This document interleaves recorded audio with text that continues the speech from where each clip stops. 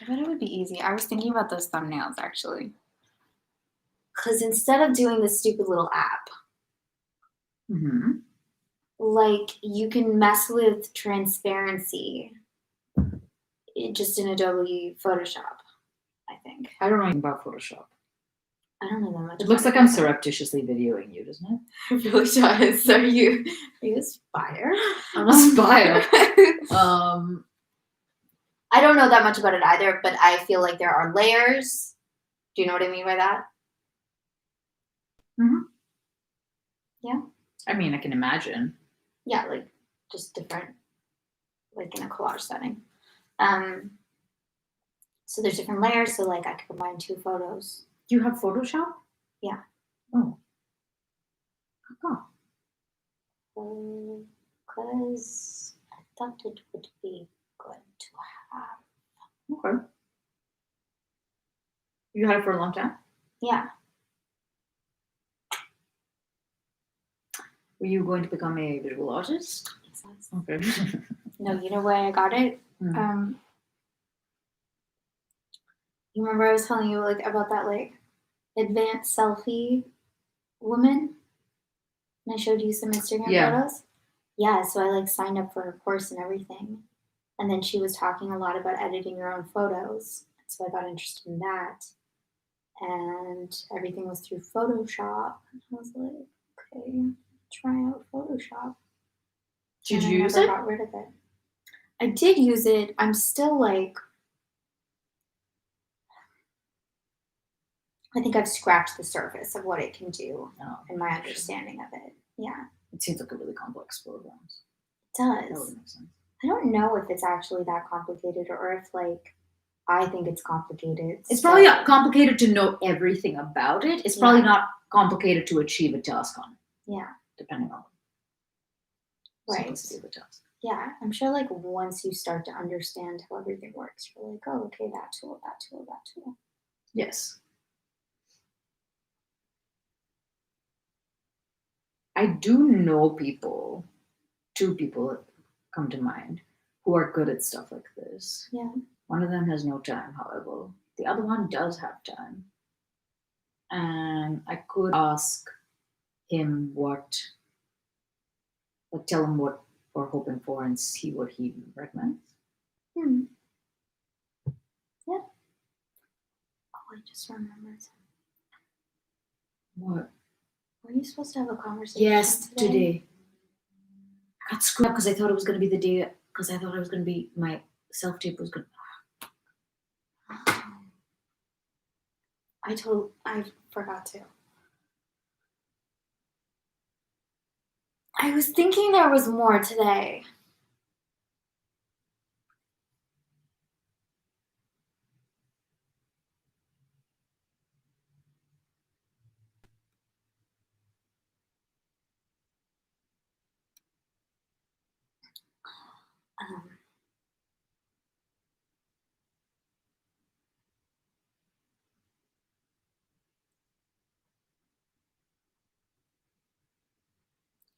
Yeah, we want to start a podcast. Who doesn't want to start a podcast? I don't know. I didn't really before this. Yeah. No, not really. It's so funny. There's all these things that, like, in my head, I would be like, I would think that I've never thought if I had to do a TED Talk what it would be about. And that seems like a meandering thing to think about. Yeah, I've never thought about that. But if you watch them, like, it wouldn't be the weirdest thing to be like, I wonder what I would give a TED Talk on if I gave it to him, you know? Oh, okay. What would you talk about? I don't know. That's what I'm saying. Like, I'm only just now realizing that I don't actually think of what I have to say. I've thought of giving a TED Talk, but I thought I, like, had to, I don't know. Yeah, you can't just decide to. I thought the talk had to already in some way exist. And you're like, yeah, can you do that on TED? And I'd be like, I think we should just make, like, on a poster board with a red Sharpie, just, like, write TED in, like, thick font and, like, do an audition tape. Is that how it works? For TED. You have to audition for it? And be like...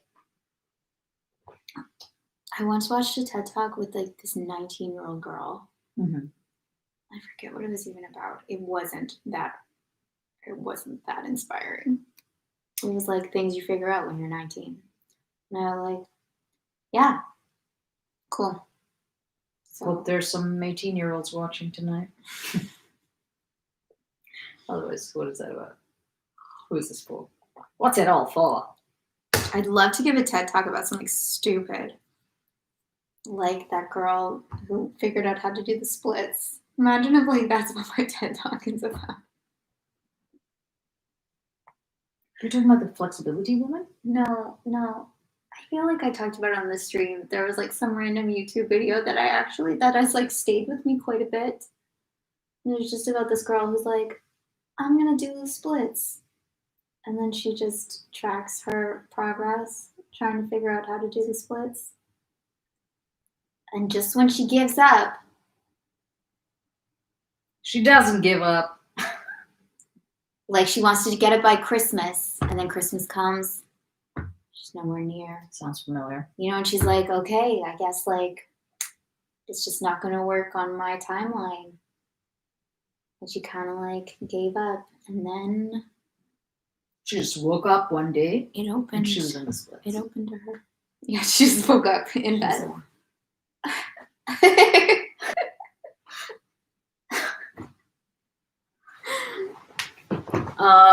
Speaking of which, I'm doing handstand thing tomorrow. You are? A workshop.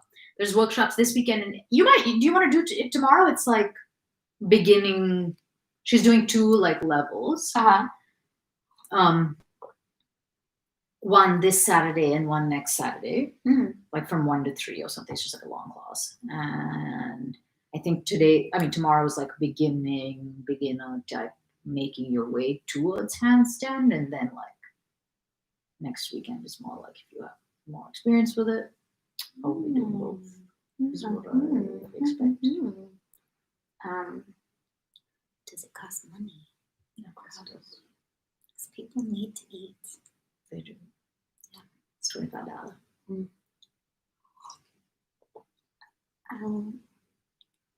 Maybe.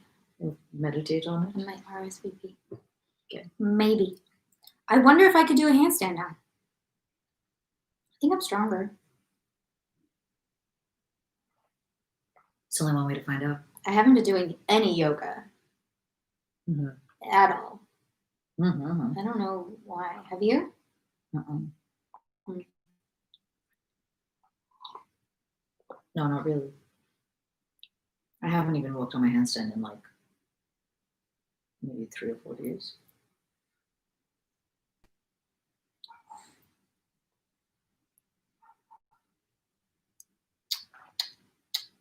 See what happens tomorrow. I was like, a beginner. Yes, maybe I'll just erase my brain, like reformat my hard drive and be like, Start over? yeah, and be like, what's a handstand? But that's why I'm taking the beginner handstand. Yeah. Because I was like, what if like there's just a different approach and a Yeah. Maybe. You know, all those idiots up there doing their handstand, they're not better than you. I know they aren't. Right. So there you go. Yeah. Yeah. You're just upside down. Difference between you and me?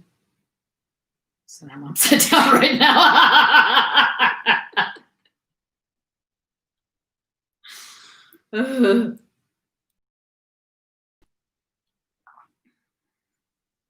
Couldn't even finish the tofu and grains. Really? Twofold?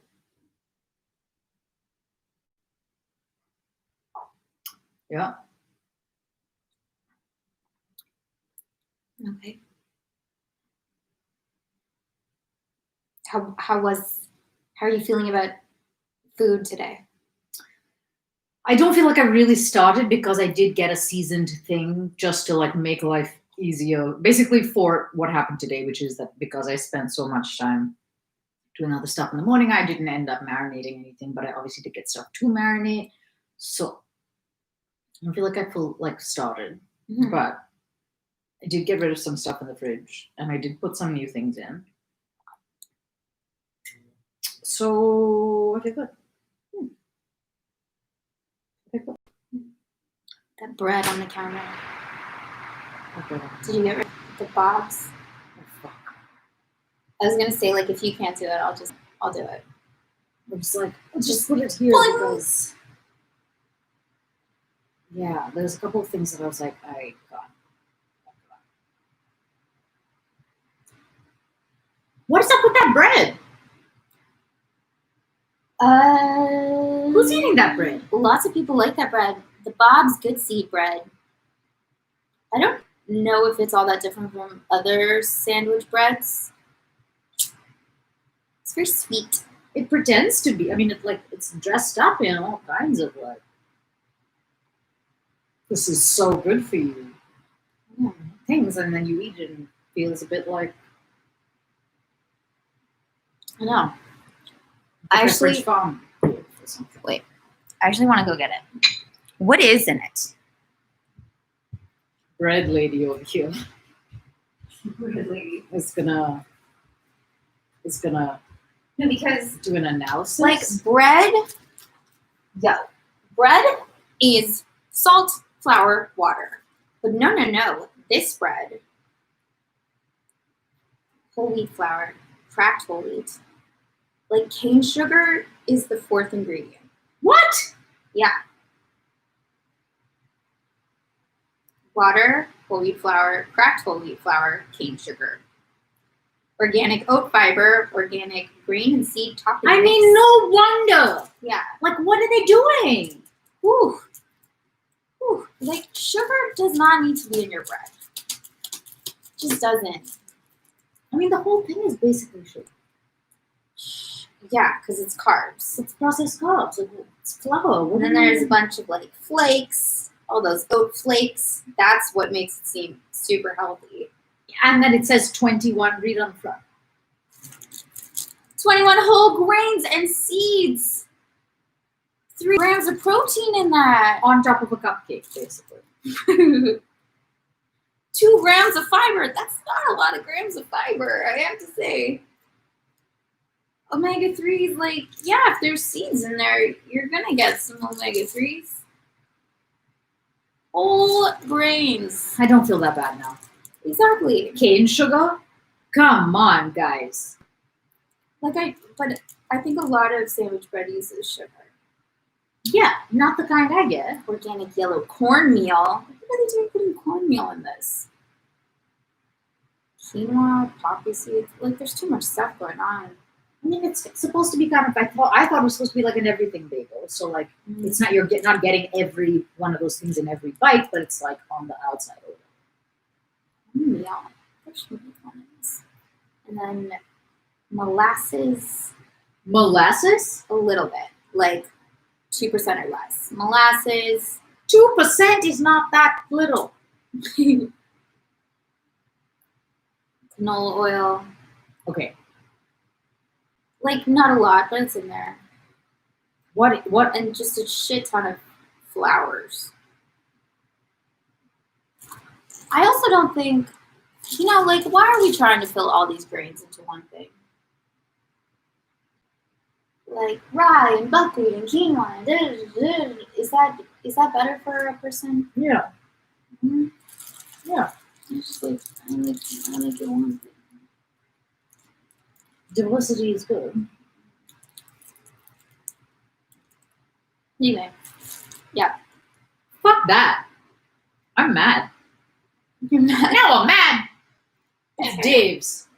It's Dave's, not Bob's. When you said that, I was like, it's not sitting right in my brain. Dave's. Something is wrong. Bob's is because there's a guy. There's a guy named Bob. I bet you there is. No, because there's this bakery that we used to go to as kids. Or it wasn't even a bakery, it was like a restaurant. We used to go pick up bread there, and my parents knew the owner. Mm-hmm. So they called it Bob's Bread. Anyway. Ah, that's why. This is today? Yeah. So pissed off. That's just my resting face, okay? Okay, it's just funny contextually. Because I'm not like this. I notice a change. Do you though? Again, it's hard with the light, I know. but I think you're looking. I think your waist is looking smaller. But someone's smaller. It's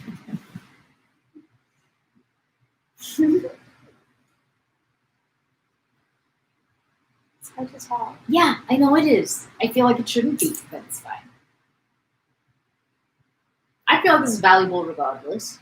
Yeah. Sure. So that's generally how I function. How's it valuable? What are you getting from it? I happen to like do. I think you look good in both. Yeah, thank you. That's what a couple people said on the thing. They were like, "You look good," and I was like, "That's not what I'm not like looking for. But I get it. There are some people who like post pictures who are like in such good shape, and they're like, "Just stop it."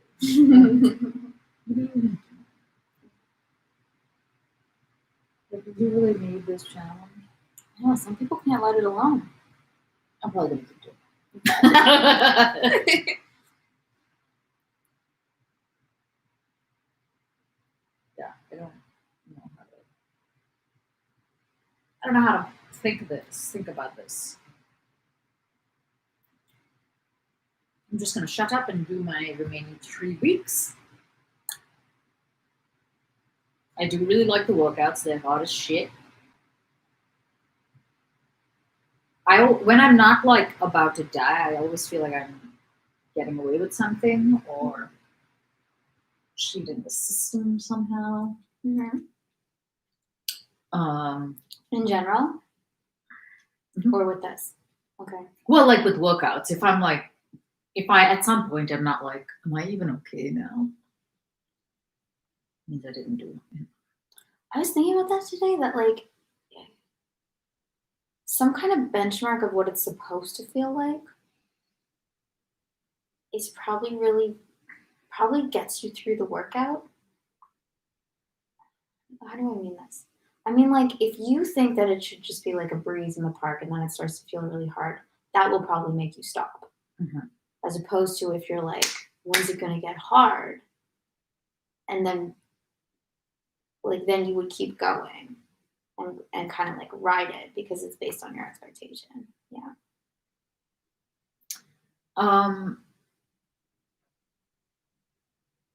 But yeah, there's also like, I would definitely identify as what Claire calls sensation seekers. Mm-hmm. And based on what the anatomy guy told me, he was like, you need to calm the fuck down. Remember this? Anatomy. Yeah, this one. The one I was talking about. Yeah. You need to calm down. He didn't say calm. He didn't word for word say calm down. But he was like, your 100% is everybody else's 200%. Mm-hmm. So your work is a different work. Right. Which is the less efforting. Yeah. Which we've talked about before, like how less effort could actually be harder. Yeah, for You some, definitely. But for me, I think I'm definitely one of those people that needs to like be lighter. And I think I've actually gotten quite like now when I do yoga, I am happy. Mm-hmm. Not in a like I am like, oh how nice. Like I do smile a lot in the middle of it. Because several times people have been like, not only have been like smile, but like they're that's the only place that I think people should be told to smile. In yoga? Kind of. Not in a workout? Um Like not in this intense insanity workout? I don't know. That's like to each their own. Yeah. But lightness is important in yoga, I guess. Mm.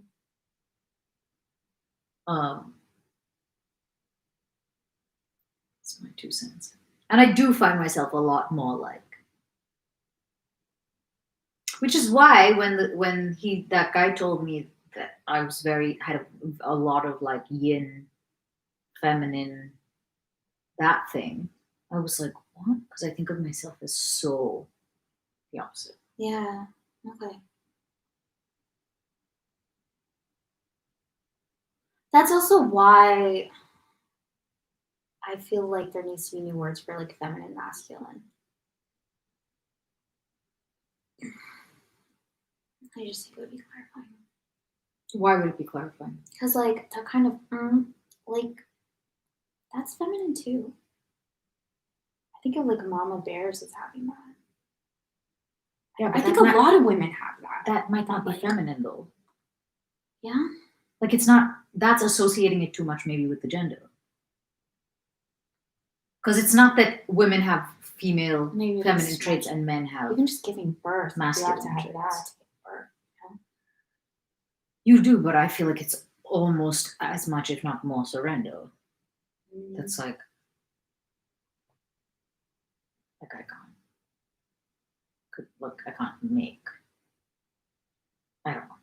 The Yeah. this thing is also probably different. So Did Robert think you were more? I'm forgetting a bit now, but did he think you were more feminine or like it sounded like it. more feminine than masculine? It sounded like it. Okay. But he didn't say that I needed to develop masculine things. Mm-hmm. It was more the where he was going with it was more like so you can trust your instincts and that sort of thing because those things are very strong Yeah. and developed already. Right. Okay. So he wasn't. It didn't sound like he was speaking about it like a binary thing. But yeah, in the way that when I was like, should I go meet people? And he was like, I mean, that's a very like Yeah. proactive. You're supposed to receive. Have you been on Bumble? No. You're supposed to receive. I got a blast from the boss today. A couple. Yeah. Mm-hmm. Cool. Um. You don't. Yeah. Well, one of them was like, I watched a couple of your things, so I was like, oh. I'm not going to talk about this. Oh, like this. Yeah. Hey, now you know. So maybe I should just shove my face now.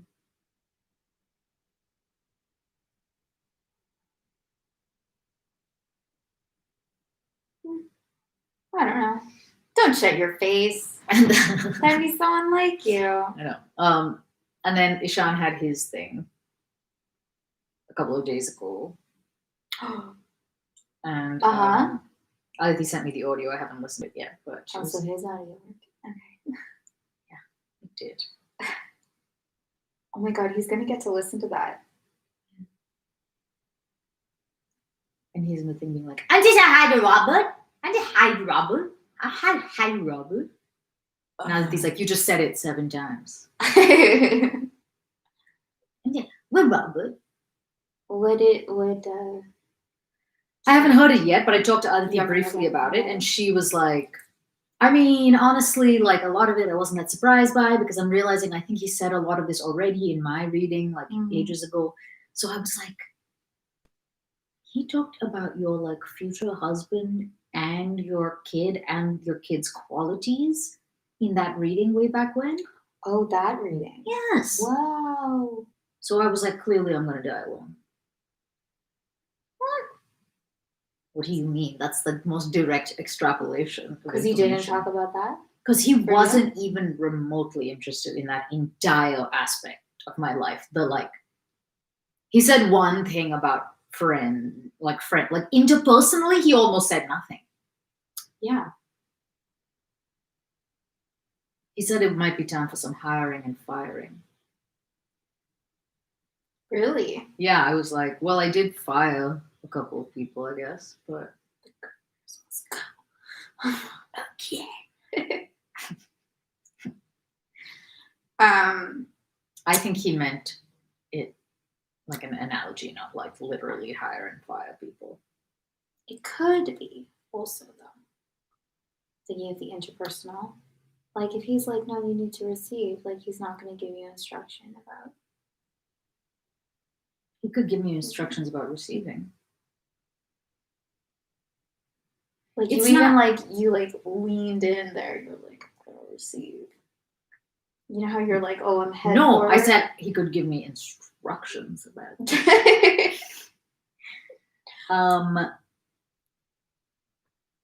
I'm just saying maybe has not. It doesn't mean anything. It's just like a tactical. It doesn't mean anything. And he did say to me a couple of times, like, basically no one cares. In the sense that, like, I don't see why not. Like, it's not going to be a cosmic hindrance if I, like, am in a relationship. Right. But also no one cares. Like, I don't need to be. So, like, it's not an excuse to not be doing that. Not that I was going to use it as an excuse, but, like, I was like, oh, okay. Mm. Nothing matters. I didn't have an only negative response to it. Part of me was like, okay, cool. So now I can just like I don't need. I get it. Like backing off is chilling is hard. What? That sounds like the yoga thing. Like if he were to give you instructions, like, so this is what you need to do for your life, you could definitely do that. Mm-hmm. Being easy about it is hard.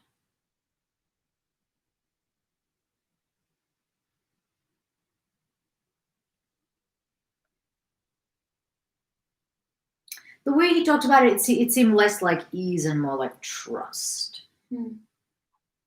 which might amount to the same thing. Like ease, trust probably causes ease.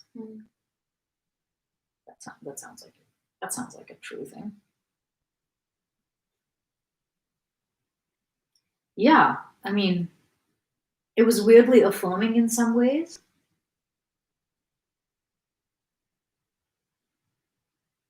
But also a bit sad.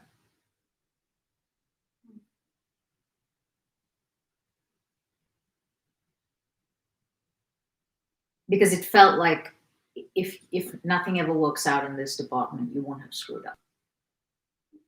That doesn't mean you screwed up. Like, it might not be in your life.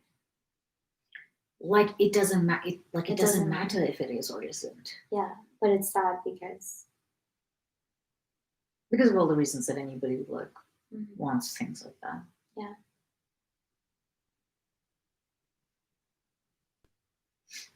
But sometimes I think I have this idea that we have it in a binary format a lot of like you choose, for example, between money and career. I mean, sorry, between career and having a family, or like there are all these like things that get set up that are like either or kinds of things. So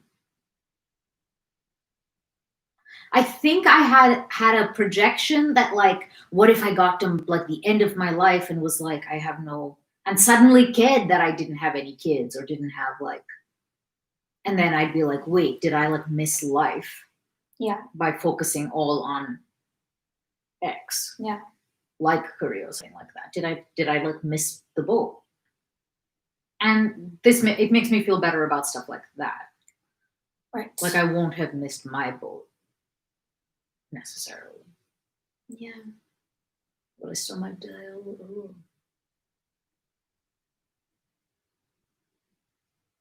Maybe it's fine. Hey, we all die alone. I never know what to make of that sentence. We do. Yeah, I know, but like obviously no one means when they say I'm gonna die alone or I don't want to die alone, they don't mean please die with me at the same moment. I want that. In my same if body. I could have that, like be inside of me dying here so that I'm not doing this without it.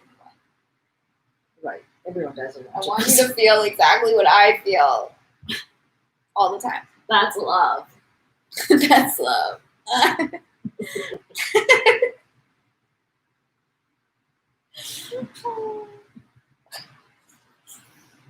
All die alone.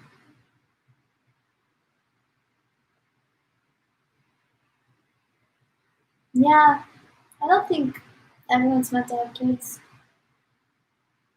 It reminds me of the multiple lifetimes thing I was saying yesterday, though, when you were like, you burst out laughing, and I felt quite embarrassed saying it. But the thing about like you want to be older, you want to be older, you want to be older, and know stuff, and you want to be known, and then one fine day you're like, fuck, I wish I wish I was a kid, and that was so much better than this. Oh, I laughed because it. You mean yeah. No, when I first started saying like I'm feeling sad because When you were like, "What if this is one of my last lives?" I just thought it was so. Yeah, I just loved it.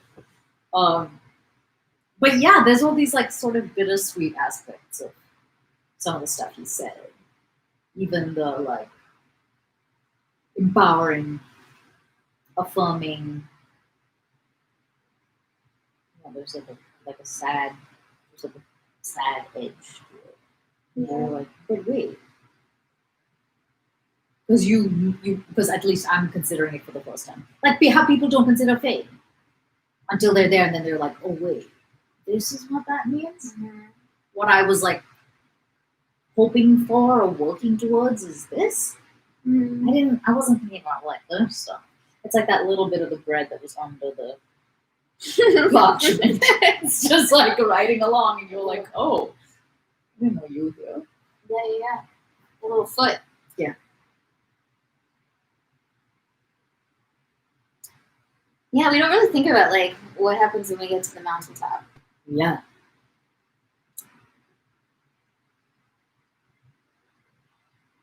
I never quite know, like, taking that literally on a hike, I never quite know what to do up there. I think other people really enjoy it. So I, like, sit and take a Pretend to view. like it. Yeah, but I'm kind of like, fully.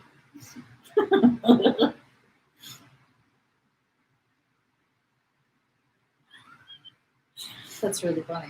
Yeah. Do you like it on the way out? Yeah. Because I would say there's nothing especially special about being at the top for you, or like if you, because I think some people are waiting to be happy until the top. Mm-hmm. You know, they're like, we're going there, and that's why it's good. We're going there, and that's why it's good. And then they're like, we're here. But if you're like, oh, this is fun, this is fun, this is fun, you get to the top, and it's like, I don't think that's like a. Yeah, I get taken by like all the surprises. If there's like beautiful flowers on the way, or a coyote, or How much do you go hiking? I used to go hiking a lot. Really? Yeah, there was a time when I lived right near Griffith Park, and I could literally walk up my front door and go hiking there. And so I would try to do that as often as possible. Yeah, lots of times I would just see coyotes out there, and I'd be like, should I be hiking alone right now? They're quite small mostly, aren't they? Yeah. It'd be pretty awesome if you got into a conflict with a coyote. Conflict with the coyote. Who would win? You'd have to like get all big. Yeah. You'd have to like bare your teeth and like get like you have to freak out of it. God. I don't know if I could And do like that. wave your arms and like you'd have to like get really big really fast. Or would you be like, eat me? Be like, hi, how are you today? Tell me about your feelings, coyote. Tell me about your feelings. I told you about that time where I was like, I would never do that with my nephew, and my dad was like, no, you try to divert him with meditations about the human condition. And Yeah. I was like, wait, what? Tell me about your feelings. That reminds me of that. Yeah, I like water on a hike. No, Water and feelings. water and feelings, man. Or, Hiking. yeah, so there's this like, so everyone, you've hiked Griffith, right? I don't even remember, honestly. So most I people, don't go very much. No? Most people hike from the Greek. This is super interesting to all these people who don't know anything about Los Angeles. Most people hike from the Greek theater, which is fine. There's this like other hike around the back, and it ends at this like magical wooded glen. Mhm. You feel like you're, I don't know. It feels like you're somewhere you shouldn't be. Why don't we go? You're good. Yeah. It's one of my favorite hikes. I think it's just sentimental to me. So it's like, yeah, you get to the top and suddenly there's just forest and shade and trees. And that is really nice to like just sit and meditate or just be there. Yeah, it's nice. But see that, I like that so much more than like a mountaintop with a view. You don't like views. People are really into views. I know, right? Yes.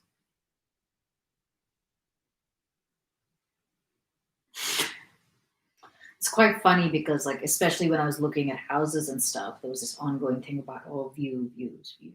Mm. And I would be like, there's nothing intrinsically good about a view. Like, it doesn't matter what you're looking at because people don't act like that's the case. So I was like, if you're looking out over foggy Los Angeles, you can see a lot of it. Right. Like, more is not better. It matters what you're looking at. Definitely.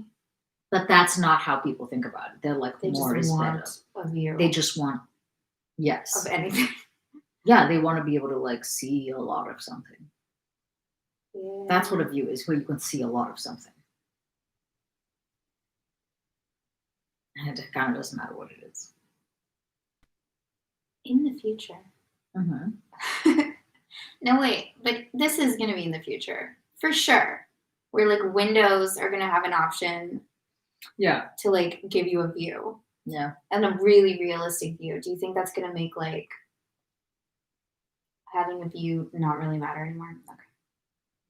I think all of these things will just make the thing more precious, frankly, not less precious.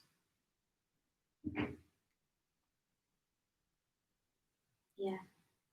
So even when you're like, well, it won't matter what you look like, like those kinds of lines of thought. I almost feel like whatever we believe about it is just going to magnify it even more. So if that's the case for 90 people, those 10 people who are like in real life manifestations of whatever we deem, it's just going to be more. Right. Yeah, there's going to be like a new binary between like real and virtual. And if it's real, it'll be so valuable. Yeah, I think that will become the thing that like, even if you can decide you can decide whatever your view is, but it's cheap and fake unless it's not.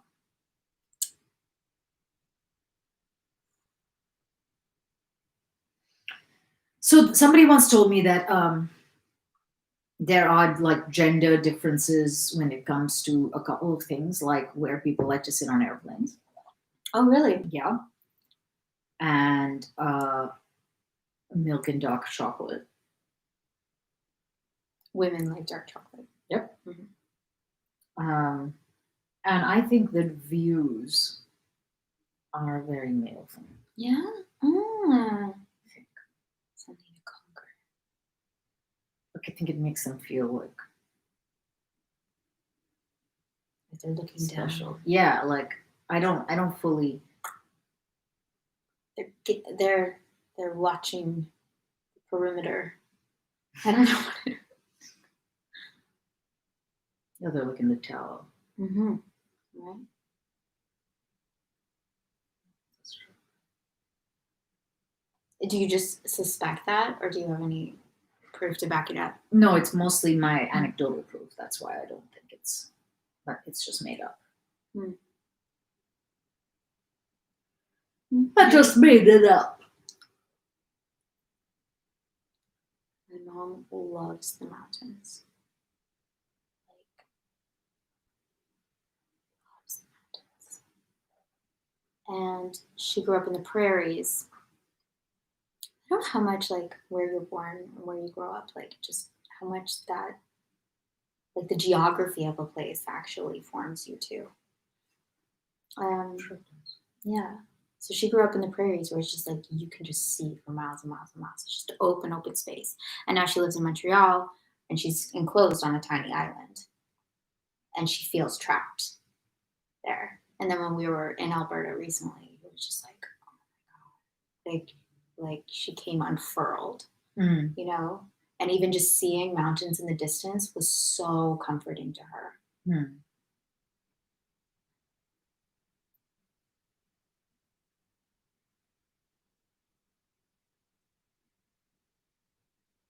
I could imagine in that direction that happening a lot. Like if you're used to Montana or somewhere where there's like open space, I can see suddenly like being somewhere else feeling very hemmed in.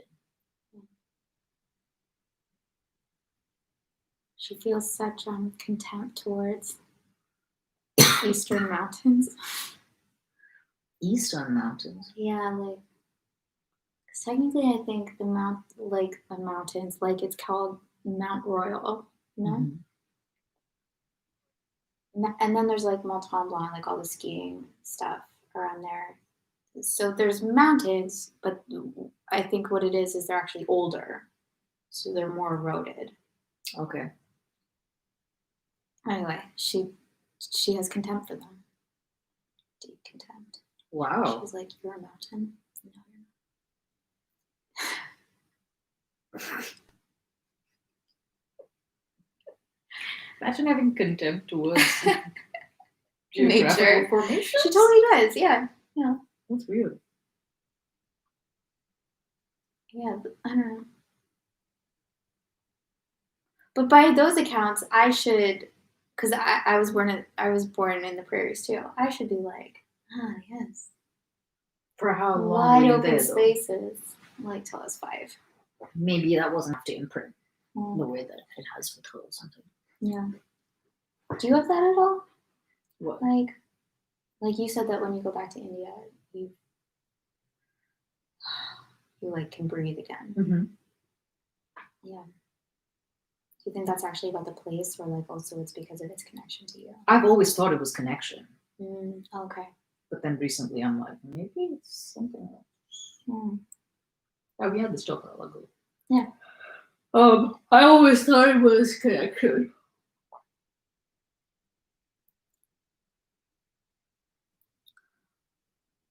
My whole family talks about it like it's kind of like a thing. Yeah. Yeah, it seems like it's very tangible, the difference. I guess I haven't talked to enough people who aren't from there, but who know what that feels like. Yeah. For the air to like open up and they're like, rah. It's a totally different substance somehow.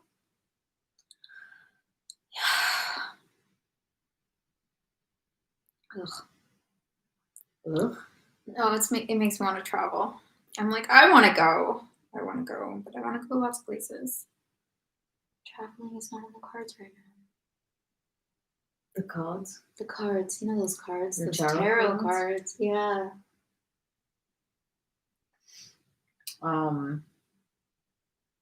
I finished my script today.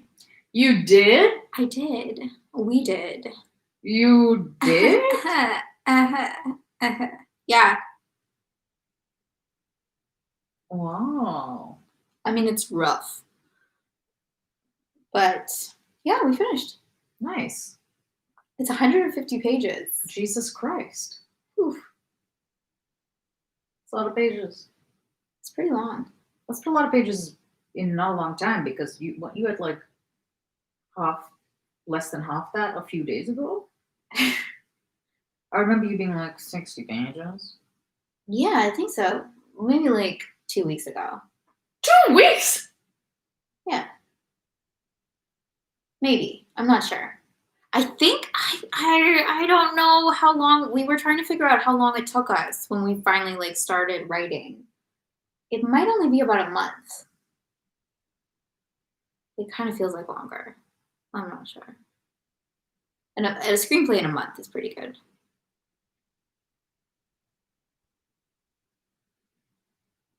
And? I don't know. Now we have to read the thing because we haven't been backtracking. But yeah, like I don't know. It feels good to finish. Yeah. Yeah. Cool. Mm-hmm. Congratulations. Thank you. Thank you. Thank you. Never finished anything. What do you mean? I don't know. I don't think I've finished anything ever. You've never finished anything ever? I don't think so. Finished a jar of almond butter. Oh. You're right. I finished a lot of jobs. Finished. Well, you finished papers, obviously.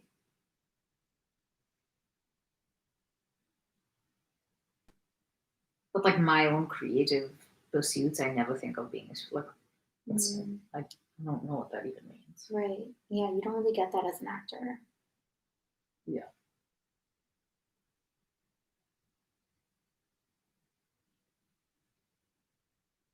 Yeah, I don't know. That's cool. Is that something you want for yourself? Like a feeling of finishing?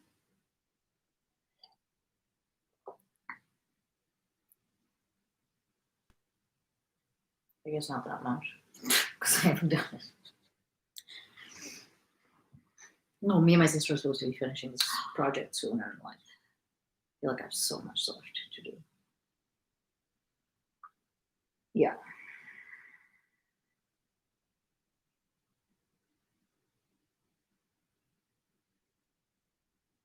Like how are we still in the generating phase? Really? Seems like that. Wow. I thought you had just submitted like your edit.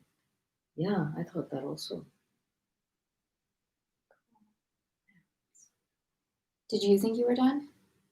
I thought we were like getting to the place where it starts to then be about something else, which is like moving stuff around and cutting it and but that we were done with like radical changes. We're not done with radical changes. I think this is why I don't finish a lot of things. I really don't like this feeling of like going back in to dismantle the fucking computer again and put it back together, and then fucking dismantle a computer and put it back together, and dismantle a car and put it back together. Well, that's a very different thing. What's a different thing? Editing, man. I can do it if it's not mine. Right. If it is, I never want to see it again. This is like how I am with my cooking and stuff. Or even growing stuff. Once I'm done doing it, I don't want to. You found the perfect profession. Yeah. Yeah. You don't have to edit your shit. You like no. Yeah, I'm pass over it it. off to someone else. Yeah. I'm done with it by then. Yeah. So going back over one's own writing to be like, I really don't like that feeling. And once I'm done cooking something, I don't want to eat it because I feel like I already did by making it. And you grow blueberries, and then you're like, I don't eat these blueberries. I just wanted to grow them. Now that's done. Yeah, I don't know what this is, but so the idea of like, and I have done a massive rewrite once or twice through this process. So I know that I'm physically capable of it, which is actually helpful to know because it really doesn't feel like it. It feels like my brain won't stay online. Yeah. There was that conversation we had about like doubt. Remember? We were like, oh, yeah, right. Honestly, about like taking a smoke break. Yeah. And just don't take a smoke break. Is that helpful at all in all of this?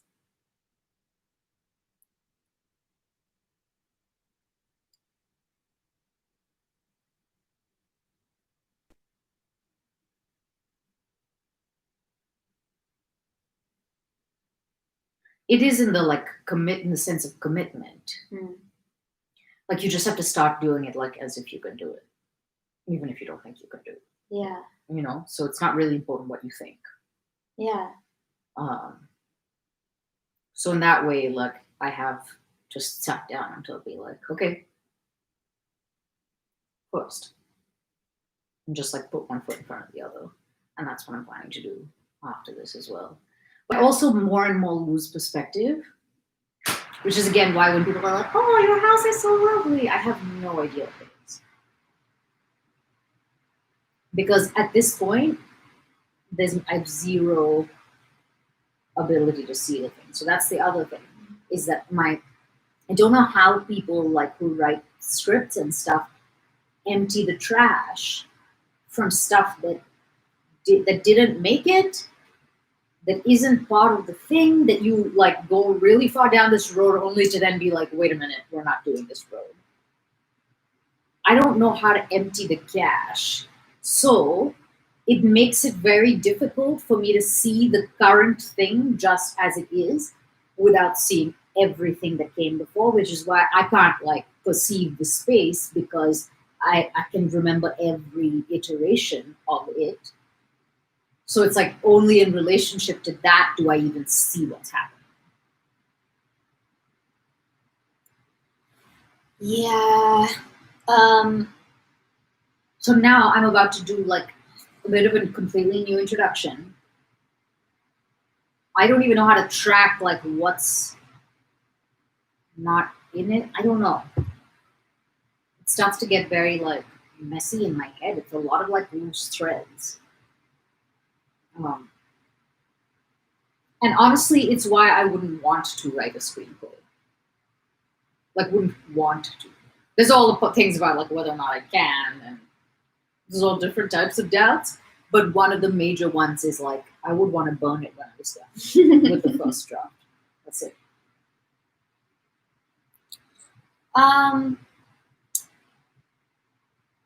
There's a few things in there. It's interesting because I've like stopped scripts before. I'm thinking mostly about writing. I bet this is true about a lot of different things. Like, you get an idea. I've like stopped scripts halfway through, and then I try to come back to it, and I can't come back to it.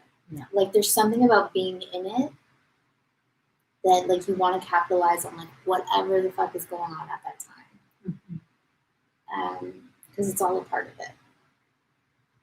But then I think there's some people that like write the thing and then do take time before going back to edit it, because then they can kind of get over the trees and they can see it as a whole.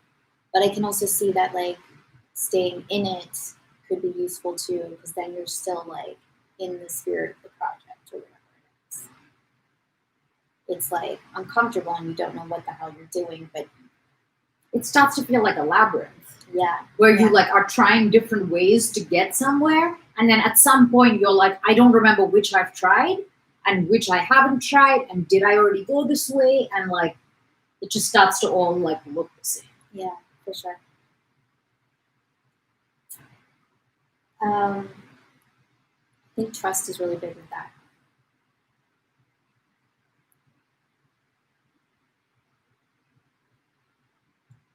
What trust in what? Like, what are you even trusting? Like, while you're in it, you're like, I don't know if this makes sense. I don't know how this adds up. I don't know how this and this goes together. I don't know where we are. Da, da, da. And then I think when you are outside of it, and like later on you look back, it all fits. Right.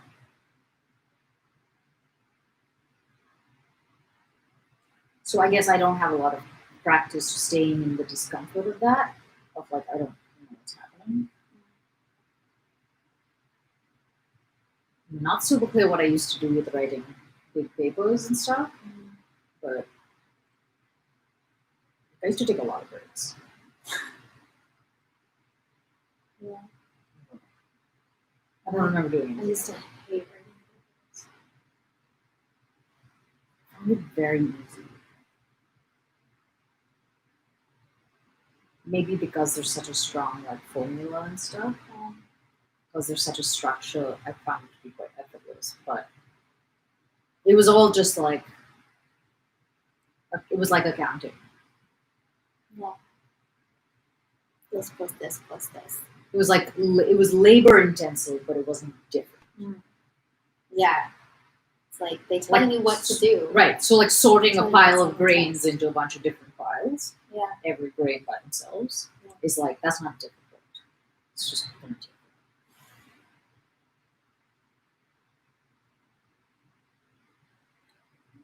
Typical. Yeah. We are at Epilogue. We finished the books yesterday. I don't think there was a big enough deal for that. I think there needed to be like confetti. Well, there And- might be confetti at the very end. Maybe. Yeah, there should be some. Should we have like a cake? Yes, we have to do something. Anything for a cake. A healthy cake. You I know? can take it at this point. With your diet. If I can take it. I'll take a cake made with applesauce. Actually, those are great. Because that's what, like, someone was intolerant of dairy or something in my best friend from high school's house, and so her cakes never had eggs and stuff in them. So they were all vegan. I didn't obviously tell them that. A lot of them were like applesauce was one of the things that was being used. Yes. And that seemed like a very wholesome substitute to me. I was like, Yes. okay, it's just Adds apple. sweetness and moistness. Yeah. That makes me think.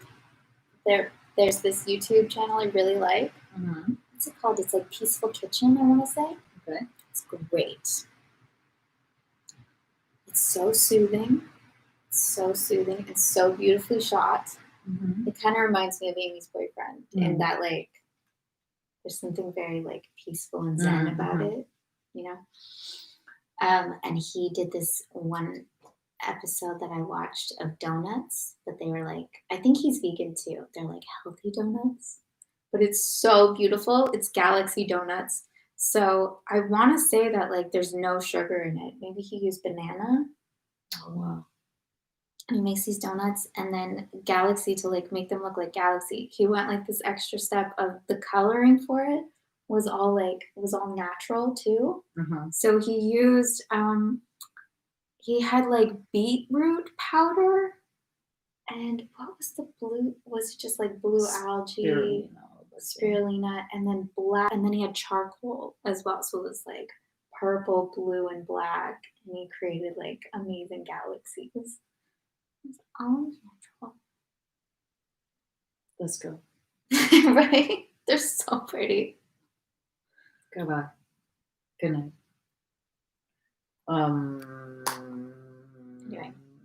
Anyway, so we finished the books. Finish the books. And how does it end? It ends that Natasha reveals that she loves Pierre, and Pierre reveals to the same person that he loves Natasha. And she's Mary, Princess Mary, who's obviously the one to whom both is revealed. Both are revealed. Is like, too soon, guys. It's too soon. Seriously, guys, it's too soon. I don't know how long it's been. A few months. It can't be more than that. Yeah. Maybe it can. If we were 6 in months. we might have been in 1812 It's 1813 now. when he died. Still, it's pretty fresh. It's If they're still too wearing soon. black, it's Yeah, it's too soon. She's offensive. I'm mad at her now. Natasha. Yes. She's just She just can't help anything. yeah. She's never helped anything in her whole life. She can't help it. Yeah.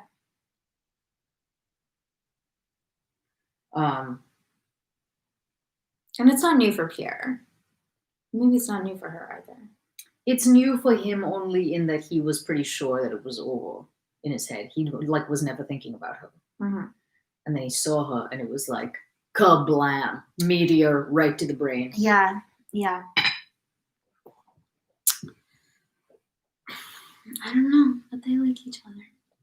So let's see what. But yeah, it just ended with everyone was very foolish, very stammery. Yeah. And Mary's like, don't worry, did Mary say like, I'll figure it out, I'll sort it out? Mhm. Pierre went to Petersburg to deal with his wife's affairs. And to seem aloof. Oh my God. Okay, even if he didn't like, this is one thing. Even if you don't like your wife, Pierre, it's sad she passed. Yeah, no, it's not. Apparently not. Her death is, I just want to point out, not even being treated like a human being died. Really? Yeah. He's like, if anything, I just feel sad because she was so miserable. Which, by the way, I don't think she was. I think she had a She had a great life. fucking time of her life. She lived it up. She did. She Good was for having you. parties. Everyone wanted to be her friend. Sounds great. She had great bosoms, I think. She had fabulous bosoms and lots of money. Yeah. And a brother who was fun and she got along with. Yeah. And all types of like friends and suitors. Her salons. Yeah. I'm sure a lot of people appreciated those. Literally, she might be the best person in the whole book. And also the worst, apparently. Elena's Revenge. Sequel to War and Peace. That would be so hard to write because, like, who even is she? Who is she exactly? Like, how would she even be like Wicked? Exactly like that, yeah. Somebody told me that I remind them of that character in that book. I've never actually read the book. Oh. I only know some of the songs. I only know one song. Popular. What's that? That's not the song. That's not the song I know. Oh.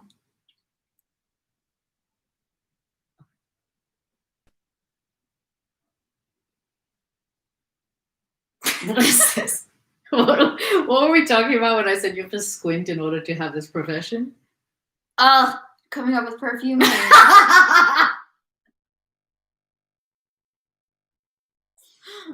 Yeah.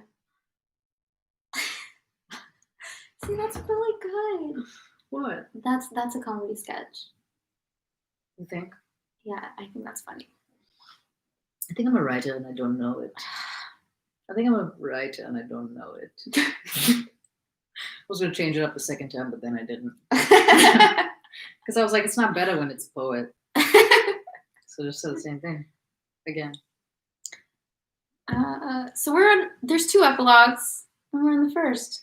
Yes, and the first epilogue I didn't know you're allowed to make 2. Allowed? Why make 2? Why not? Why? I'm surprised half of these aren't epilogues. I think Tolstoy is like, I think the book's done. I think the book's done, guys. And then he writes an epilogue. You know what he's and then like? He's like, okay, now it's done. And then he died. You know what I think it is? What? I think he's like, it's done. And then he's like, wait, it can't feel like it's done. Then it's all wrong. And he's like, I got to make it jagged. I got to make it hang like a hangnail. And then he like writes more. And he's like, I think it's done. And then every time he thinks it's done, he doubts that, because if he feels it's done, then it probably feels done, in which case that's not a good ending. Yeah.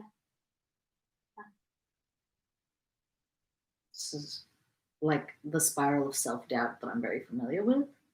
So I think that's what happened. I think, yeah, and I think he like told his assistant, now in my head he has like a writer's assistant. He's like, you've never seen the original Pink Panthers, have you? No. Okay, so Clouseau has like a servant. I think I've told you this though. What was the servant's name? I love their relationship. Anyway, he wants to like always be on his guard. So he tells his servant to like attack him by surprise. Yeah. Cato. They do this in the new one? yeah. Okay. And so I thought it was so fucking funny. It's so funny. So Tolstoy does a similar thing with his assistant, Yeah. but he's like, do not tell me, but at some point steal the manuscript Mm-hmm. and then it will be done. And then it's done. Right? Yeah.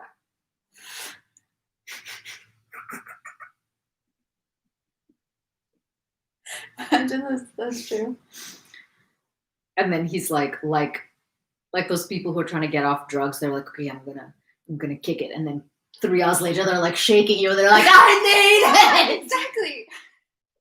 And you're like, no, I won't let you have it. I won't let you. And then he's like, fine. Just write an epilogue. I'm just gonna leave it right here. You don't know. Yeah, I think there's just like all these different standoffs.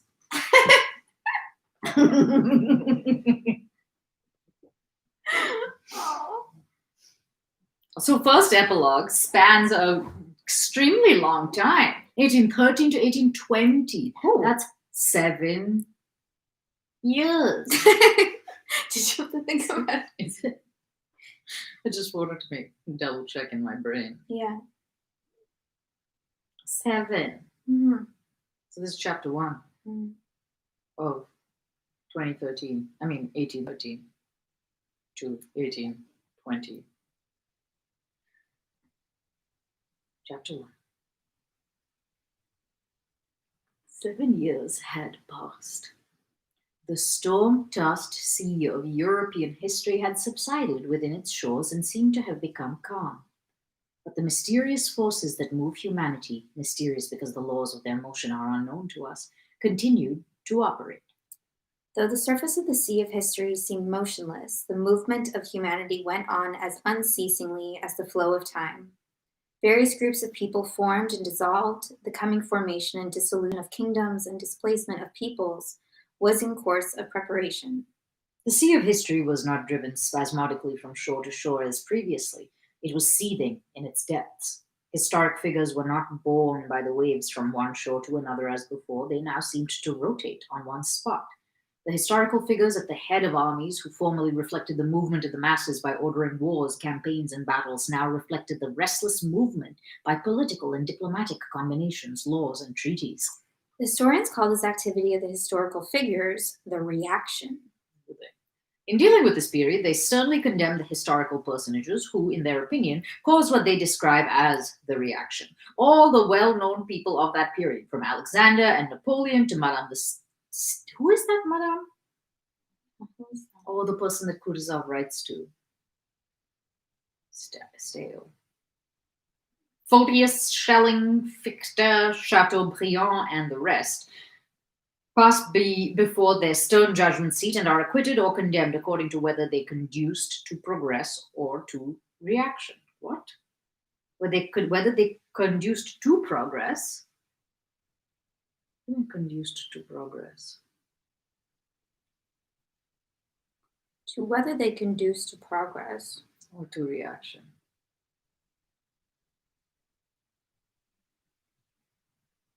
I honestly wonder if he just puts like nonsense sentences in there every once in a while for kicks. Are conduced.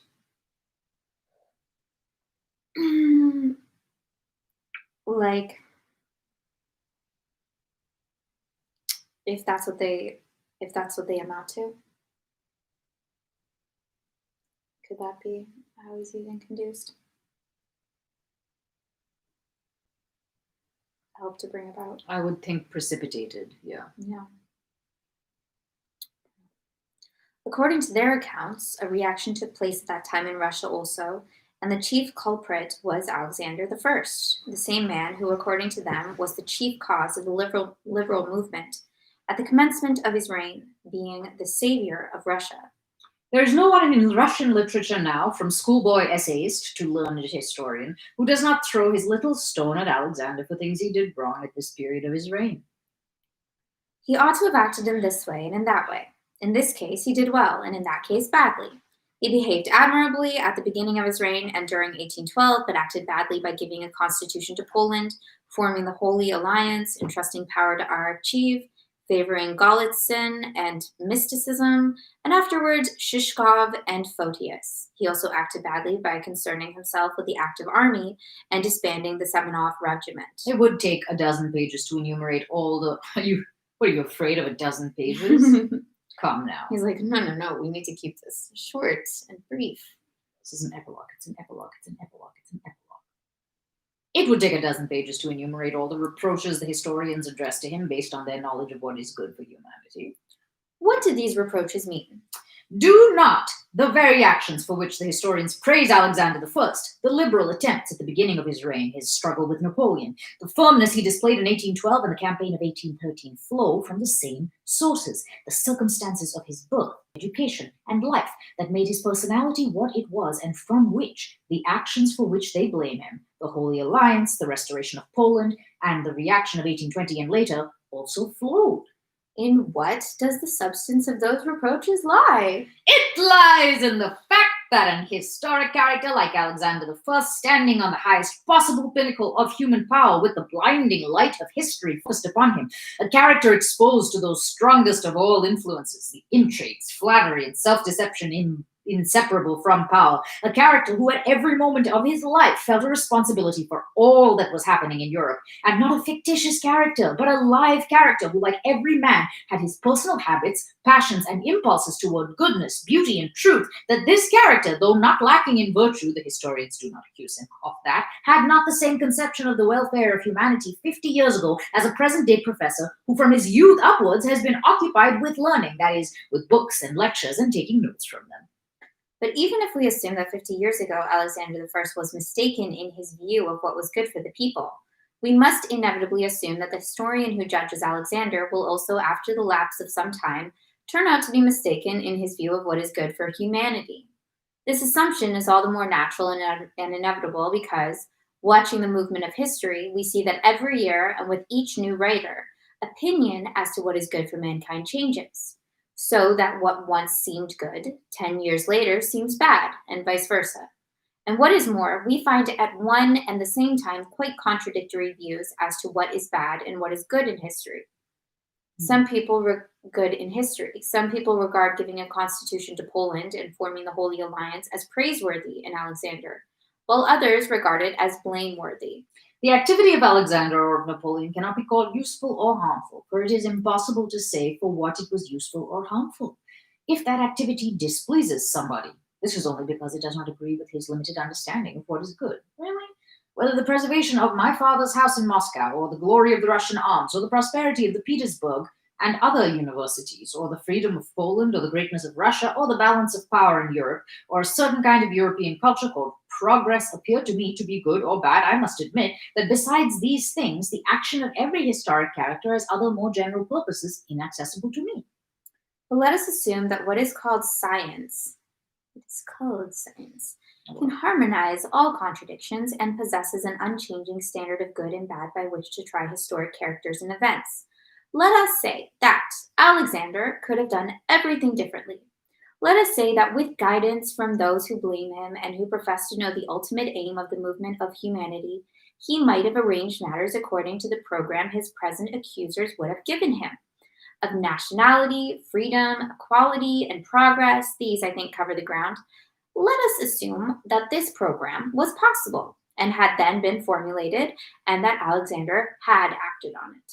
What would then have become of the activity of all those who opposed the tendency that then prevailed in the government? An activity that, in the opinion of the historians, was good and beneficent. Their activity would not have existed. There would have been no life. There would have been nothing. If we admit that human life can be ruled by reason, the possibility of life is destroyed.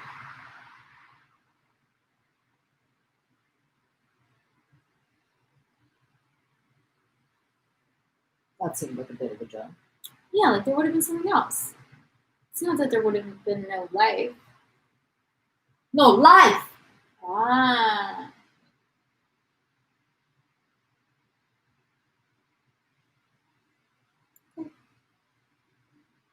Chapter 2. If we assume, as the historians do, that great men lead humanity to the attainment of certain ends, the greatness of Russia or of France, the balance of power in Europe, the diffusion of the ideas of the revolution, general progress, or anything else, then it is impossible to explain the facts of history without introducing the conceptions of chance and genius. If the aim of the European wars at the beginning of the 19th century had been the aggrandizement of Russia, that aim might have been accomplished without all the preceding wars and without the invasion. If the aim was the aggrandizement of France, that might have been attained without the revolution and without the empire. If the aim was the dissemination of ideas, the printing press could have accomplished that much better than warfare. If the aim was the progress of civilization, it is easy to see that there are other ways of diffusing civilization more expedient than by the destruction of wealth and of human lives. Why did it happen in this and not in some other way? Because it happened so. Again. Oh my god. Chance created the situation. Genius utilized it, says history. That's what history says? Okay. But what is chance? What is genius? I thought you'd never ask. The words chance and genius do not denote any real existing thing, and therefore cannot be defined. However, I will continuously talk about it. Those words only denote a certain stage of understanding of phenomena. I do not know why a certain event occurs. I think that I cannot know it, so I do not try to know it, and I talk about chance. I see a force producing effects beyond the scope of ordinary human agencies. I do not understand why this occurs, and I talk of genius. To a herd of rams, the ram the herdsman drives each evening into a special enclosure to feed, and that becomes twice as fat as the others, must seem to be a genius. And it must appear an astonishing conjunction of genius with a whole series of extraordinary chances that this ram, who instead of getting into the general fold every evening, goes into a special enclosure where there are oats, that this very ram, swelling with fat, is killed for meat. But the rams need only cease to suppose that all that happens to them happens solely for the attainment of their sheepish aims. They need only to admit that what happens to them may also have purposes beyond their ken, and they will at once perceive a unity and coherence in what happened to the ram that was fattened, will they? Even if they do not know for what purpose they are fattened, they will at least know that all that happened to the ram did not happen accidentally and will no longer need the conception of chance or genius. All those sheep were like, finally get the purpose of life. Only by renouncing our claim to discern a purpose, immediately intelligible to us, and admitting the ultimate purpose to be beyond our ken, may we discern the sequence of experiences in the lives of historic characters and perceive the cause of the effect they produce, incommensurable with ordinary human capabilities, and then the words chance and genius become superfluous.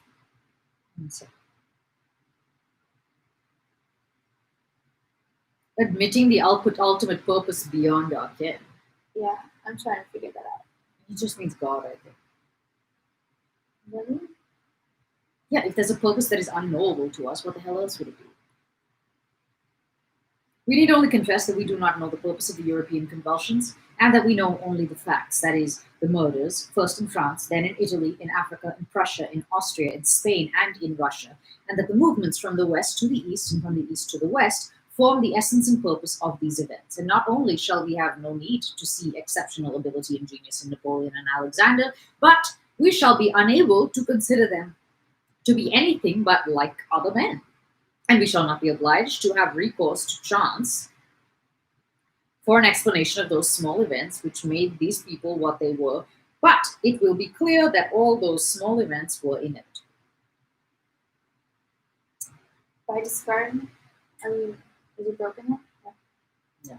By discarding a claim to knowledge of the ultimate purpose, we shall clearly perceive that just as one cannot imagine a blossom or seed for any single plant better suited to it than those it produces, so it is impossible to imagine any two people more completely adapted down to the smallest detail for the purpose they had to fulfill than Napoleon and Alexander with all their antecedents.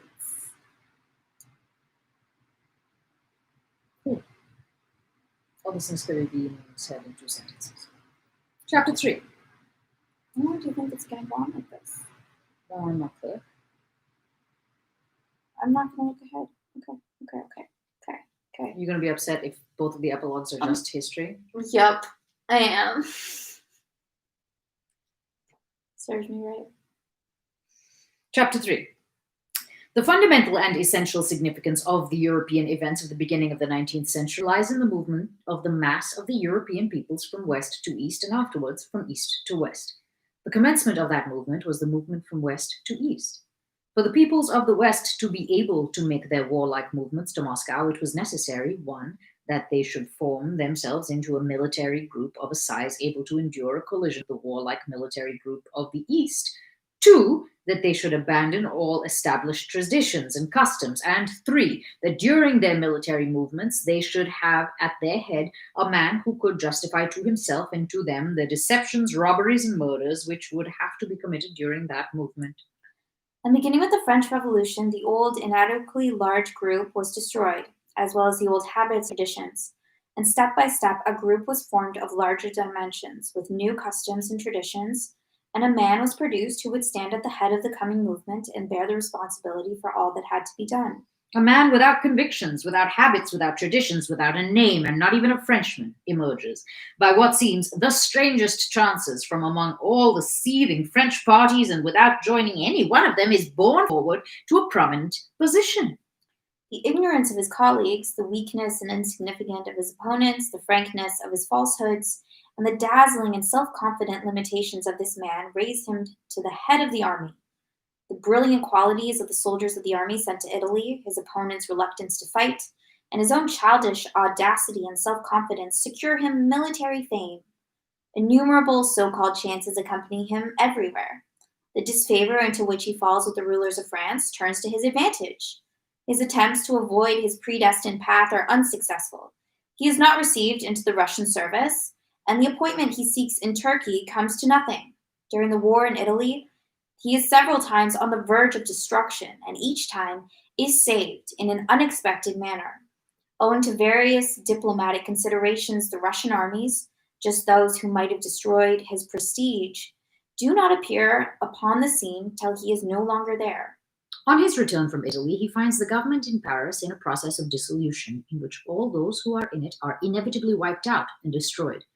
And by chance, an escape from this dangerous position presents itself in the form of an aimless and senseless expedition to Africa. Again, so-called chance accompanies him. Impregnable Malta surrenders without a shot.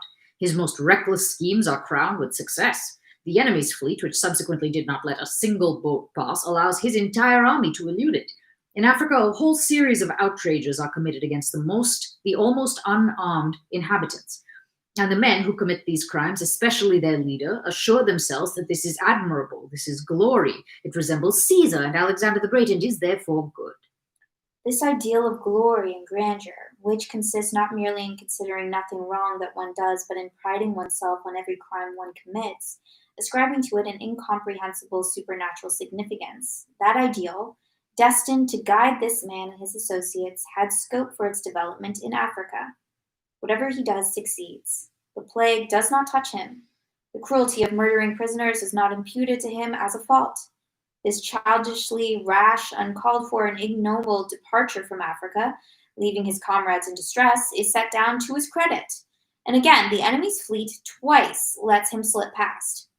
When, intoxicated by the crimes he has committed so successfully, he reaches Paris, the dissolution of the Republican government, which a year earlier might have ruined him, has reached its extreme limits, and his presence there, now as a newcomer, free from party entanglements, can only serve to exalt him. And though he himself has no plan, he is quite ready for his new role. He had no plan. He was afraid of everything, but the parties snatched at him and demanded his participation. He alone, with his ideal of glory and grandeur developed in Italy and Egypt, his insane self-adulation, his boldness in crime, and frankness in lying, he alone could justify what had to be done. He is needed for the place that awaits him, and so almost apart from his will, and despite his indecision, his lack of a plan, and all his mistakes, he is drawn into a conspiracy that aims at seizing power, and the conspiracy is crowned with success. He is pushed into a meeting of the legislature, In alarm, he wishes to flee, considering himself lost. He pretends to fall into a swoon and says senseless things that should have ruined him. But the once proud and shrewd rulers of France, feeling that their part is played out, are even more bewildered than he and do not say the words they should have said to destroy him and retain their power. Chance, millions of chances give him power, and all men, as if by agreement, cooperate to confirm that power. Chance forms the characters of the rulers of France who submit to him. Chance forms the character of Paul I of Russia, who recognizes his government. Chance contrives a plot against him, which not only fails to harm him, but confirms his power. Chance puts the Duc d'Enghien, what? That sounds right. In his hands and unexpectedly causes him to kill him, thereby convincing the mob more forcibly than in any other way that he had the right, since he had the might. Chance contrives that though he directs all his efforts to prepare an expedition against England, which would inevitably have ruined him, he never carries out that intention, but unexpectedly falls upon Mack and the Austrians, who surrender without a battle. Chance and genius give him the victory at Austerlitz, and by chance, all men, not only the French, but all Europe, except England, which does not take part in the events about to happen, despite their former horror and detestation of his crimes, now recognize his authority, the title he has given himself, and his ideal of grandeur and glory, which seems excellent and reasonable to them all. As if measuring themselves and preparing for the coming movement, the Western forces pushed toward the east several times. In 1805, 1806, 1807, and 1809, gaining strength and growing. In 1811, the group of people that had formed in France unites into one group with the peoples of Central Europe. The strength of the justification of the man who stands at the head of the movement grows with the increased size of the group. During the 10-year preparatory period, this man had formed relations with all the crowned heads of Europe. The discredited rulers of the world can oppose no reasonable ideal to the insensate Napoleonic ideal of glory and grandeur. One after another, they hasten to display their insignificance before him. The King of Prussia sends his wife to seek the great man's mercy. The Emperor of Austria considers it a favor that this man receives a daughter of the Caesars into his bed. The Pope, the guardian of all that the nations hold sacred, utilizes religion for the aggrandizement of the great man. It is not Napoleon who prepares himself for the accomplishment of his role, so much as all those round him who prepare him to take on himself the whole responsibility for what is happening and has to happen. There is no step, no crime or petty fraud he commits, which in the mouths of those around him is not at once represented as a great deed. The most suitable fit the Germans can devise for him is a celebration of Jena and Auerstadt. Not only is he great, but so are his ancestors, his brothers, his stepsons, and his brothers-in-law. Everything is done to deprive him of the remains of his reason, and to prepare him for his terrible part. And when he is ready, so too are the forces. The invasion pushes eastward and reaches its final goal, Moscow. That city is taken. The Russian army suffers heavier losses than the opposing armies had suffered in the former war from Austerlitz to Wagram. But instead of those chances and that genius which hitherto had so consistently led him by an uninterrupted series of successes to the predestined goal, an innumerable sequence of inverse chances occur, from the cold in his head at Borodino to the sparks which set Moscow on fire and the frosts, and instead of genius, stupidity and immeasurable baseness become evident. The invaders flee, turn back, flee again, and all the chances are now not for Napoleon, but always against him. A counter-movement is then accomplished from east to west with a remarkable resemblance to the preceding movement from west to east.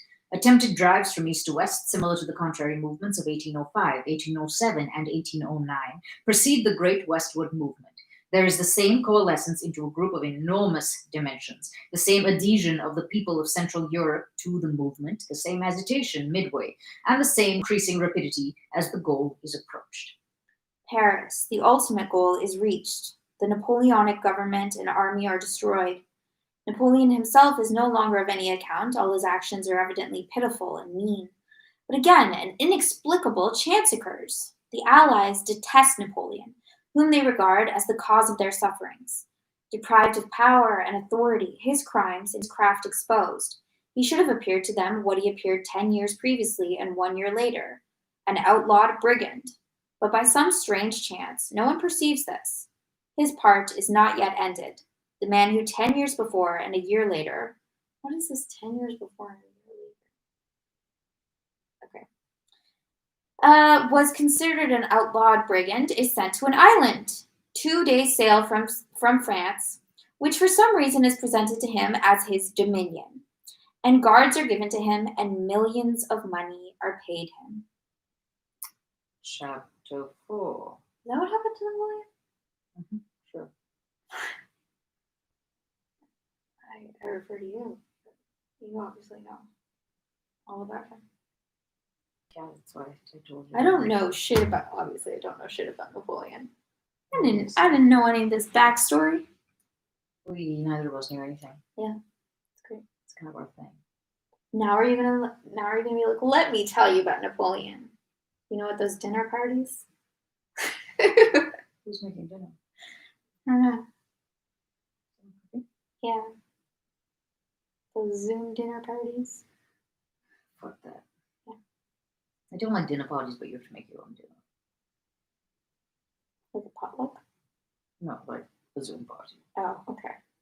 The whole point of a dinner party is the food? Well, that's one of the major points, yeah. Mm-hmm. It's like a surprise. You don't know what there's going to be. I like that. You don't like that? No. You don't like surprises? No. Really? I usually assume that there won't be vegan food. Well, obviously. It's so exciting. Mm. Chapter 4? Yeah. Yeah, let's keep going. The flood of nations begins to subside into its normal channels. The waves of the great movement abate, and on the calm surface, eddies are formed in which float the diplomatists who imagine that they have caused the floods to abate. But the smooth sea again suddenly becomes disturbed. The diplomatists think that their disagreements are the cause of this fresh pressure of natural forces. Fresh pressure. Fresh pressure. They anticipate war between their sovereigns. The position seems to them insoluble. But I want that to be a brand name. Fresh pressure. Fresh pressure? It rises again from the same point as before, Paris. The last backwash of the movement from the West occurs, a backwash which serves to solve the apparently insuperable diplomatic difficulties and ends the military movement of that period of history. The man who had devastated France returns to France alone, without any conspiracy and without soldiers. Any guard might arrest him, but by some strange chance, no one does so, and all rapturously greet the man they cursed the day before and will curse again a month later. This man is still needed to justify the final collective act. That act is performed. The last role is played. The actor is bidden to disrobe and wash off his powder and paint. He will not be wanted anymore. And some years pass, during which he plays a pitiful comedy to himself in solitude on his island, justifying his actions by intrigues and lies when the justification is no longer needed, and displaying to the whole world what it was that people had mistaken for strength as long as an unseen hand directed his actions. The manager, having brought the drama to a close and stripped the actor, shows him to us. See what you believed in? This is he! Do you now see that it was not he, but I who moved you? Who is this megalomaniacal god? I'm just picturing Jim Broadbent Oh. in Moulin Rouge. Yeah. I don't really remember that much of that movie. What? Yeah, I wasn't into it. I can't deal with the weak singing voices. That was pretty weak. Super. Nicole Kidman. Yeah, both of them, everyone. Yeah. Especially if you ever lived in New York, there's just no excuse for that kind of singing. There's actors everywhere who can sing. It's a joke. Not everyone can be in the burger. I do not like his singing either.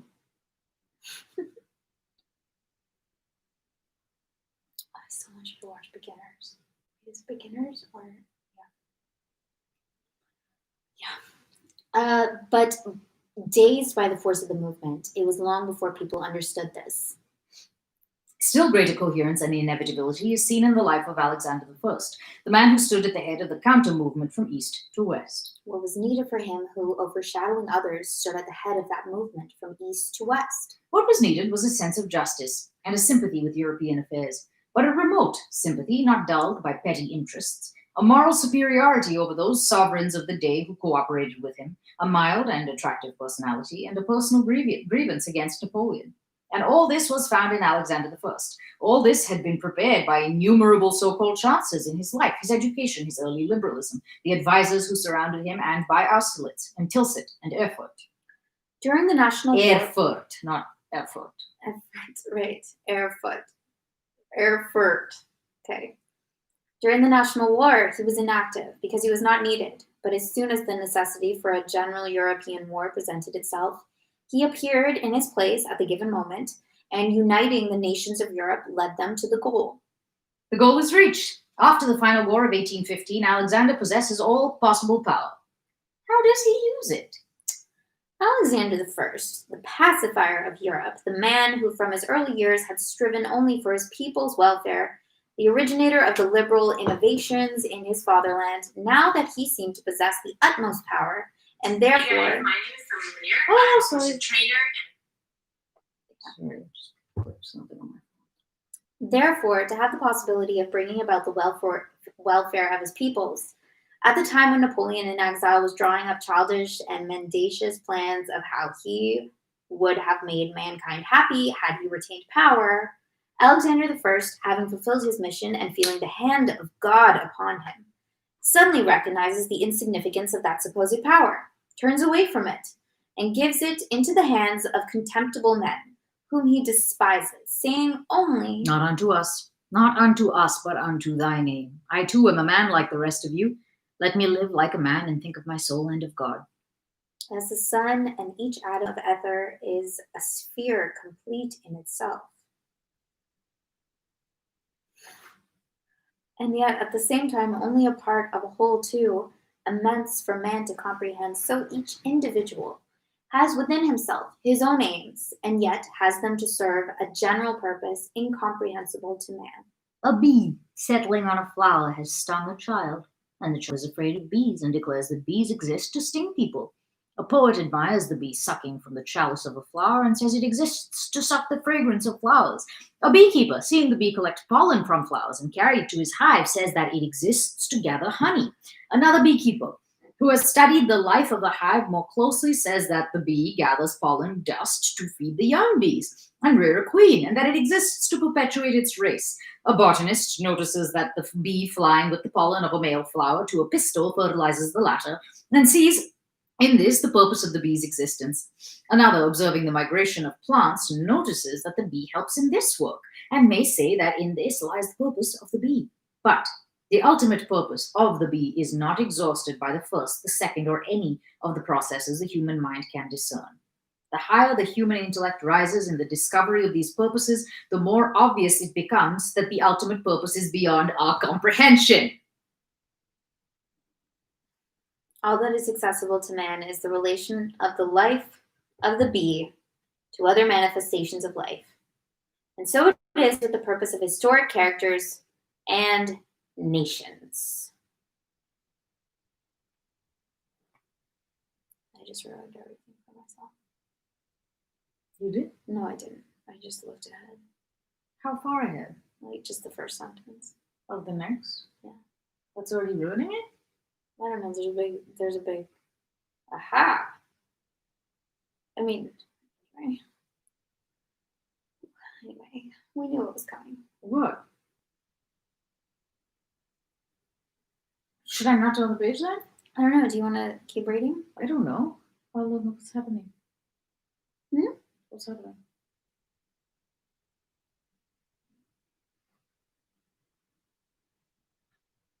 Is now a good time to stop or No, let's keep going. We've only been, we're making good time. Okay.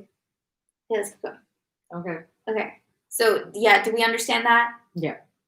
I think ad nauseum. Yeah, but also like saying it and fucking no saver, still no one acts like this is the case. No one acts like it's the case. Yeah, but the more you know, the less you know. Mhm. It's so fucking obvious. Mhm. Chapter 5.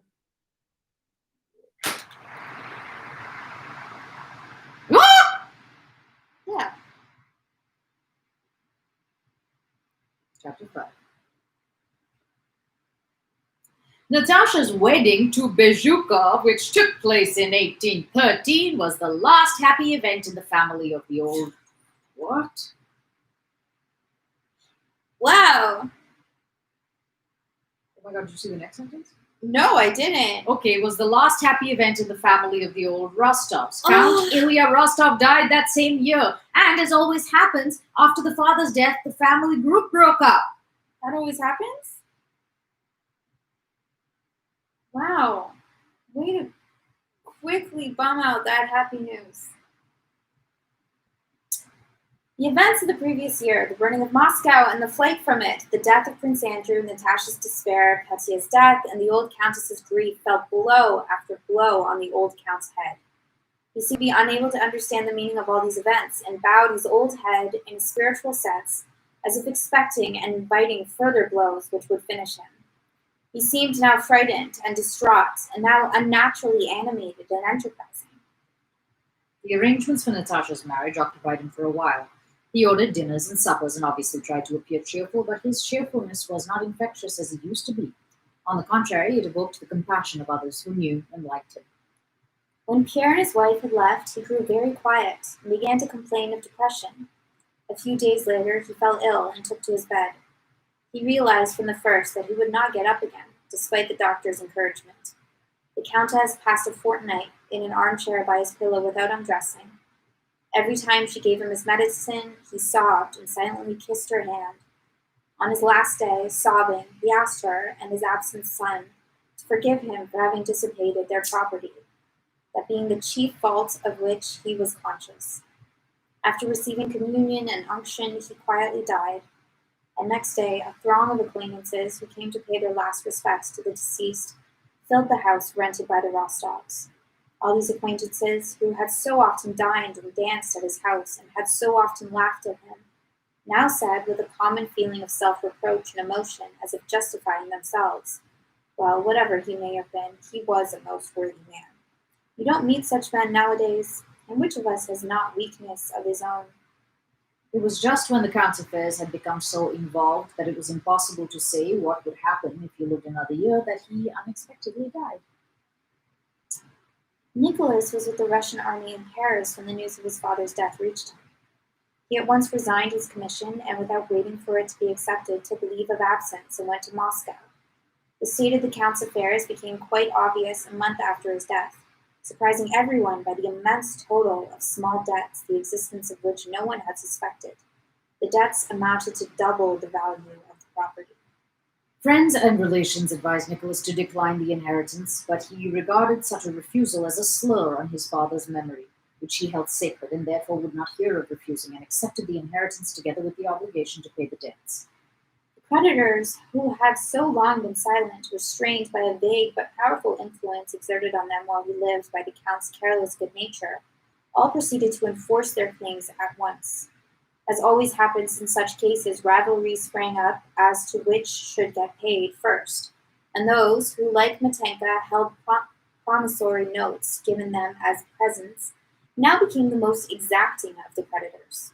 Nicholas was allowed no respite and no peace, and those who had seemed to pity the old man, the cause of their losses, if they were losses, now remorselessly pursued the young heir who had voluntarily undertaken the debts and was obviously not guilty of contracting them. Not one of the plans Nicholas tried succeeded. The estate was sold by auction for half its value, and half the debts still remained unpaid. Nicholas accepted 30,000 rubles offered to him by his brother-in-law Bezhukov to pay off debts he regarded as genuinely due for value received. And to avoid being imprisoned for the remainder, as the creditors threatened, he re-entered the government service. Yeah, right? He could not rejoin the army, where he would have been made colonel at the next vacancy, for his mother now clung to him as her one hold on life. And so, despite his reluctance to remain in Moscow among people who had known him before, and despite his abhorrence of the civil service, he accepted a post in Moscow in that service, doffed the uniform of which he was so fond, and moved with his mother and Sonia to a small house on the Sivitsev Vrajik. Natasha and Pierre were living in Petersburg at the time and had no clear idea of Nicholas's circumstances. Having borrowed money from his brother-in-law, Nicholas tried to hide his wretched condition from him. His position was the more difficult because with his salary of 1,200 rubles, he had not only to keep himself, his mother, and Sonia, but had to shield his mother from knowledge of their poverty. The Countess could not conceive of life without the luxurious conditions she had been used to from childhood, and unable to realize how hard it was for her son, kept demanding now a carriage, which they did not keep, to send for a friend, and now some expensive article of food for herself, or wine for her son, or money to buy a present as a surprise for Natasha or Sonia, or for Nicholas himself. Sonia kept house, attended on her aunt, read to her, put up with her whims and secret ill will, and helped Nicholas to conceal their poverty from the old countess. Nicholas felt himself irredeemably indebted to Sonia for all she was doing for his mother, and greatly admired her patience and devotion, but tried to keep aloof from her. He seemed in his heart to reproach her for being too perfect, and because there was nothing to reproach her with. She had all that people are valued for, but little that could have made him love her. He felt that the more he valued her, the less he loved her. Jesus. He had taken her at her word when she wrote giving him his freedom, and now behaved as if all that had passed between them had been long forgotten and could never in any case be renewed. Nicholas's position became worse and worse. The idea of putting something aside out of his salary proved a dream. Not only did he not save anything, but to comply with his mother's demands, he even incurred some small debts. He could see no way out of this situation. The idea of marrying some rich woman, which was suggested to him by his female relations, was repugnant to him. The other way out, his mother's death, never entered his head. He wished for nothing and hoped for nothing, and deep in his heart experienced a gloomy and stern satisfaction in an uncomplaining endurance of his position. He tried to avoid his old acquaintances with their commiseration and offensive offers of assistance. He avoided all distraction and recreation, and even at home did nothing but play cards with his mother, pace silently, although up and down the room, and smoke one pipe after another. He seemed carefully to cherish within himself the gloomy mood which alone enables him to endure his position.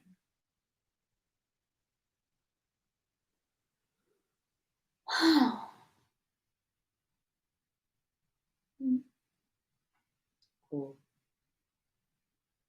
Good.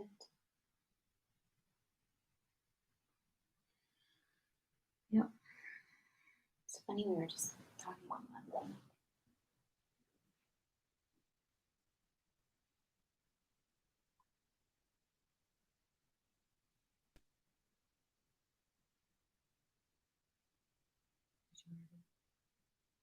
What do you think about the mother is just like she was obviously so distressed about the money thing, right? Yeah. Yeah. And she doesn't have the books. but she must know. She must know I don't think she does. at all how poor they are. Maybe she doesn't. Well, it seems like he's hiding something from her. Yeah. Which to me means she doesn't know the whole story. So she might think like she's poor, but they can still afford certain things. Yeah, because it said that when he died a month later, like all these debts became known. So maybe she knew about some things, but then not about the whole situation. Yeah. Fucking Ilya Rostov, man. He's like so nice and whatever, but then he's like saddled his family with that. It makes me feel really conflicted and weird. Mm-hmm. You know? Oh, what a lovely man, but like this is the one of the least lovely things you can do. Yeah. To like cripple your son after you pass.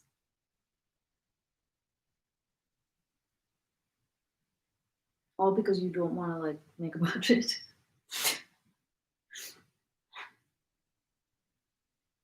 least tell them before. You know?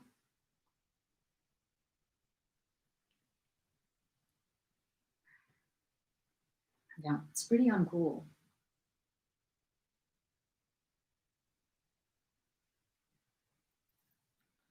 We get in there. This chapter's long. What do you think's going to happen with Nicholas and Nicholas? I don't think anything. Nothing? I don't know. Well, of course you don't He know. does manage to keep me surprised.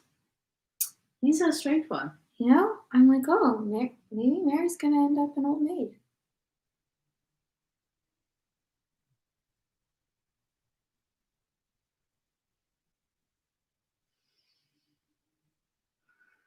No, maybe nothing's gonna happen. Yeah. This is an oddball, man. The next chapter is, but does mention them. We're gonna find out. We're gonna find out tomorrow. Here we are. Bye. See you.